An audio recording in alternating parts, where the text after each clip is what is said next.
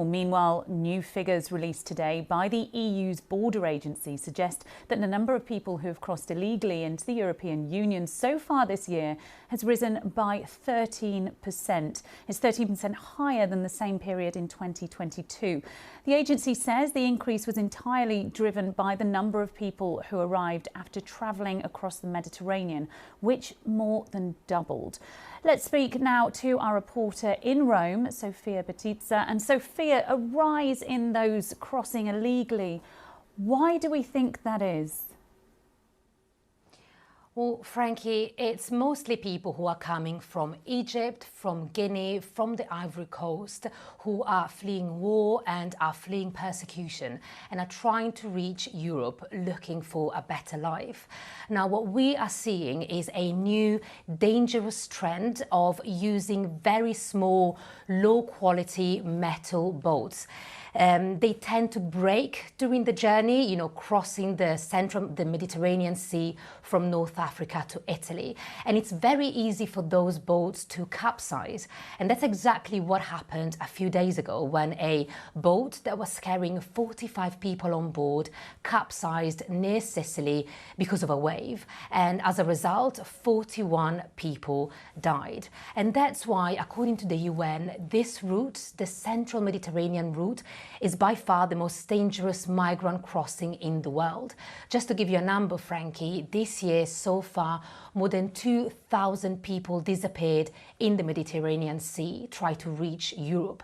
Now, what Frontex predicts is that those deaths won't stop people who want to try and come to Europe. And that's because, according to Frontex, there is fierce competition between crime groups in Tunisia and in Libya. And because of that, people smugglers are offering much lower prices for people who want to make the journey to Europe. So the fear is that more people could die in the coming months trying to reach the EU, reach Europe, searching for a better life. And Sophia, I was just speaking to Simon, who's on the coast of Dover, watching boats arriving right here in the UK this morning, one boat carrying 60 people. And I want to ask you the same question I asked him.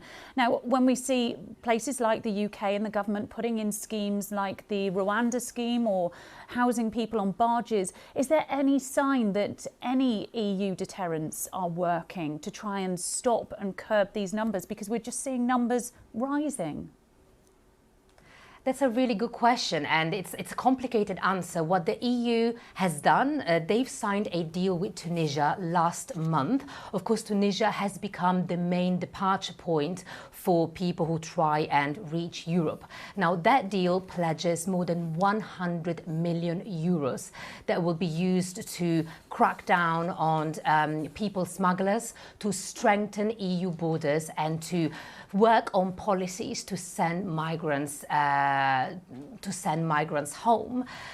But, let's take Italy, for example. This year, so far, more than nearly 94,000 people have reached Italy by sea. And that is more than double compared to last year. And of course, the Italian government is a right-wing government that campaigned on a promise to crack down on illegal migration. But we are seeing that, those promises have not been fulfilled. So despite the risks and despite this new deal that was signed between the EU and Tunisia last month, more people keep coming every day and are reaching Europe, mostly in Sicily. So, it's a very complicated issue to solve. Sofia Batizza, thank you for that update in Rome as we look at the wider migration issue across Europe.